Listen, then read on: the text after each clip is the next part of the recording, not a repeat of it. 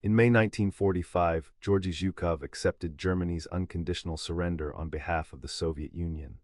11 months later, Stalin had him removed from command. What he wrote during the years that followed was suppressed by Soviet censors. The uncensored version did not exist publicly until the Soviet Union was gone. This is what the censors removed. This is what Zhukov wrote when no one was meant to read it. The official record of Georgy Zhukov presents a managed story, a brilliant general, a difficult personality, a career that had its complications but ended in recognition. That is the version the Soviet state published. The version Zhukov actually wrote was different. The gap between them is what this episode contains. Georgy Konstantinovich Zhukov, Marshal of the Soviet Union, born 1896, died 1974, the most decorated military officer in Soviet history. He commanded at Stalingrad, he led the assault on Berlin. He was the architect of the largest military campaign in human history. When it was over, he was the most famous soldier alive. On May 8, 1945, he sat across a table from the remnants of German command and accepted their unconditional surrender. It was the defining moment of the European war. No Soviet officer had done more to bring that moment into existence. No Soviet officer was more associated with victory in the minds of the Soviet people. Stalin understood what that popularity meant. A general beloved by the army and the people was a general with power that did not depend on Stalin. Stalin had survived by destroying anyone whose power might threaten his own. He had done it to generals before. He knew exactly what to do. In 1946, a series of decisions were made inside the Soviet military command structure.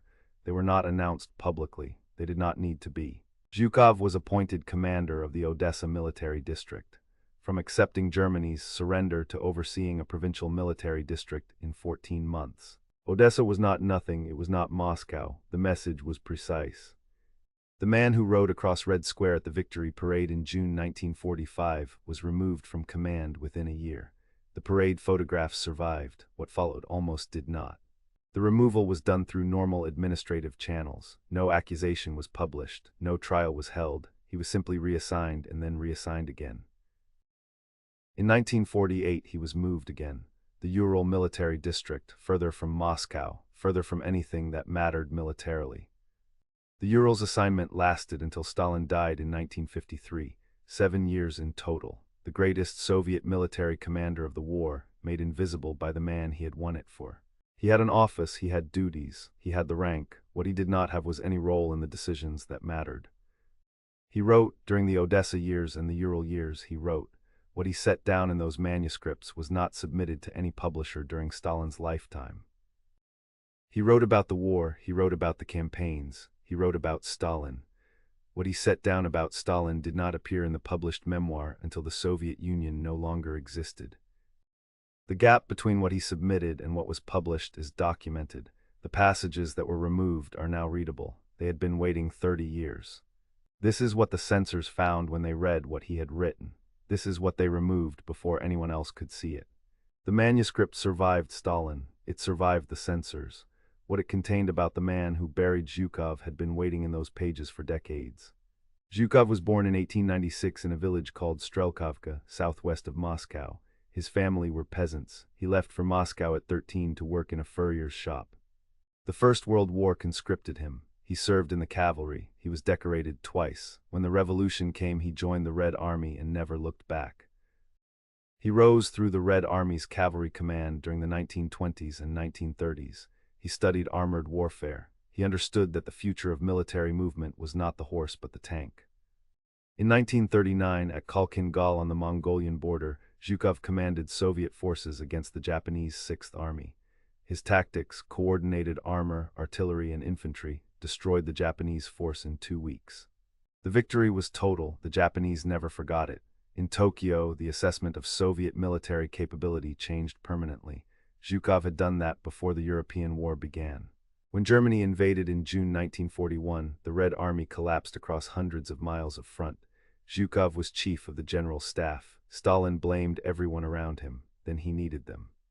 Zhukov commanded the defense of Moscow. The Germans were stopped 40 miles from the city.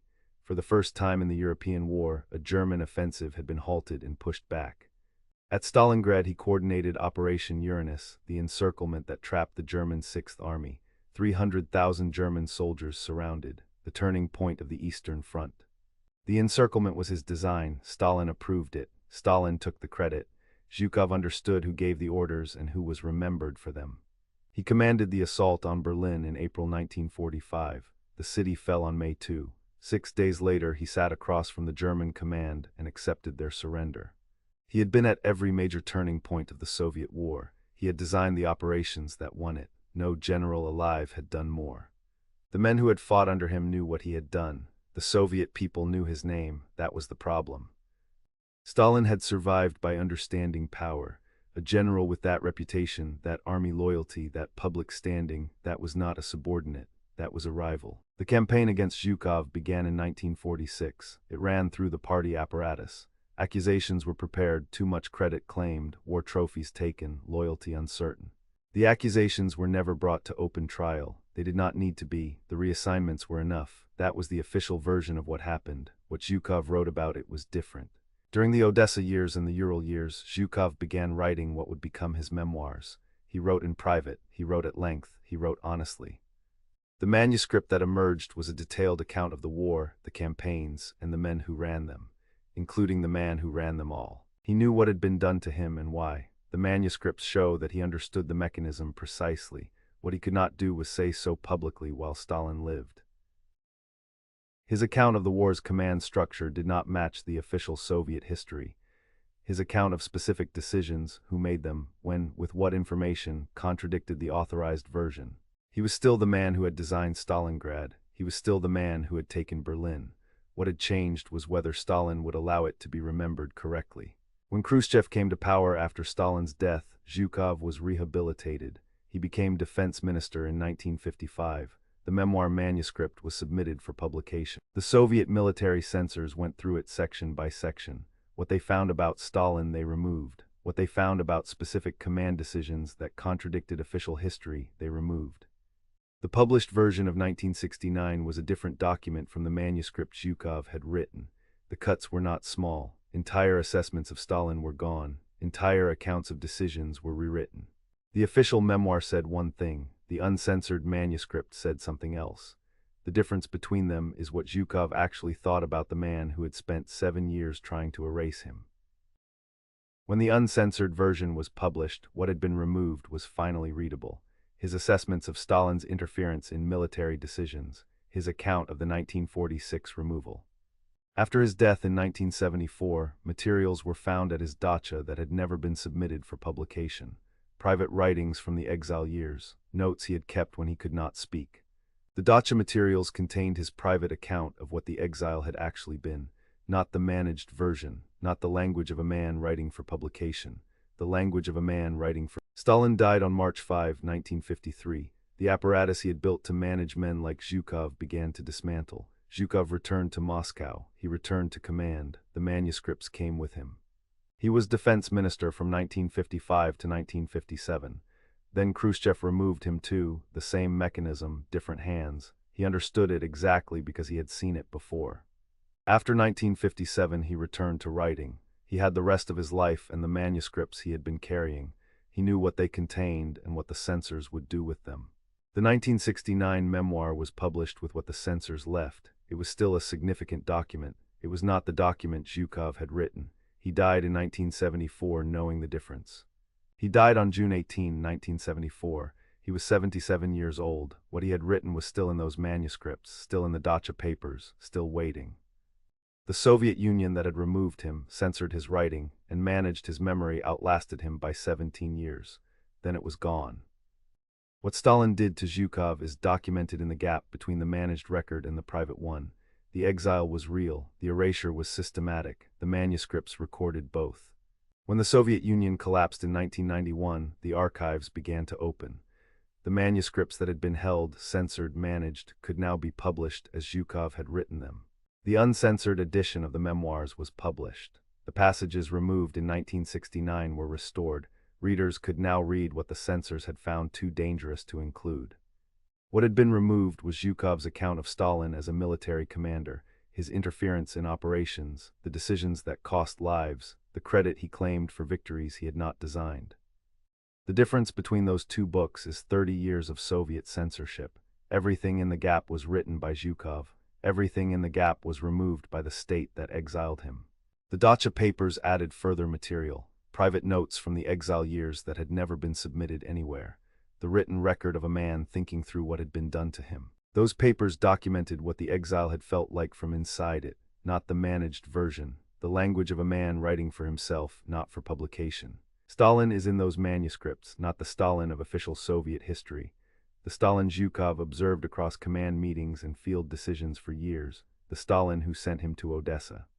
Zhukov did not publish what he really thought while Stalin was alive. He could not. What he did was write it down and keep it. He understood that time was a form of evidence.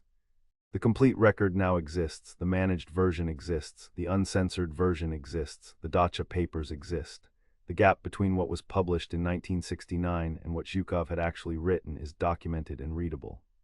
What Zhukov wrote about Stalin's interference in the war, specific decisions, specific moments where the wrong order was given and men died for it, is now part of the historical record. Military historians have used the uncensored manuscripts to revise the Soviet war record. The operations that Zhukov designed and Stalin claimed are now attributed more accurately. He won the war, he was exiled for winning it. He wrote about what was done to him honestly and privately, and he kept what he wrote. Stalin did not succeed. The manuscripts survived. The Dacha papers survived. The uncensored version of the man Stalin spent 7 years trying to manage is now the version history reads. The Victory Parade photograph still exists. Zhukov on horseback, crossing Red Square, the most celebrated soldier in the Soviet Union. 11 months later, he was in Odessa. The manuscript also still exists, the uncensored version, the Dacha papers, the private record of what happened between the parade in Odessa and during the 7 years that followed. Both records survive, the official one and the private one, the parade and the manuscript. History now has both. For 30 years it only had one of them. He wrote it down, he kept it. It survived Stalin, the censors, and the Soviet Union. The diary they tried to erase is the one history kept.